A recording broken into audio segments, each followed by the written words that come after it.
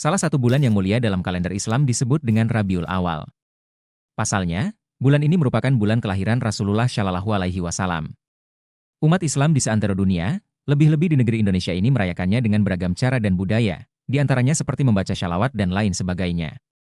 Di Aceh, perayaan Maulid Nabi tidak hanya berlangsung di bulan Rabiul Awal, tapi 3 bulan atau 90 hari sejak masuknya bulan Maulid Nabi.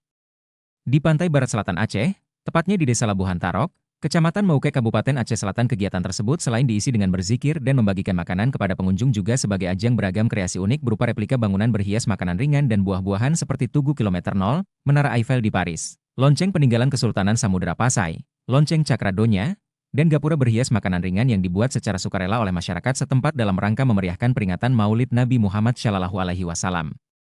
Maulid Nabi di Aceh telah ada sejak Kerajaan Aceh Darussalam dan sebelum kepemimpinan Sultan Iskandar Muda. Pada abad ke-17 orang Aceh menggelar maulid sebagai momentum untuk meningkatkan pemahaman Islam kepada anak-anak, masyarakat, dan generasi penerus.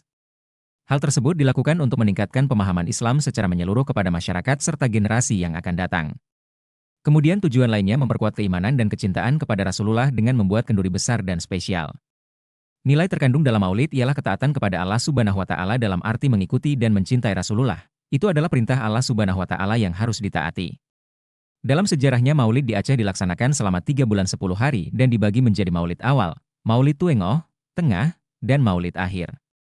Dimulai Rabiul Awal yang disebut Buluan Molot, maulid awal, Rabiul Akhir yang disebut Buluan Adwe Molot, maulid pertengahan, dan Jumadil Awal yang disebut Buluun Molot Seuneul Heuh, maulid akhir.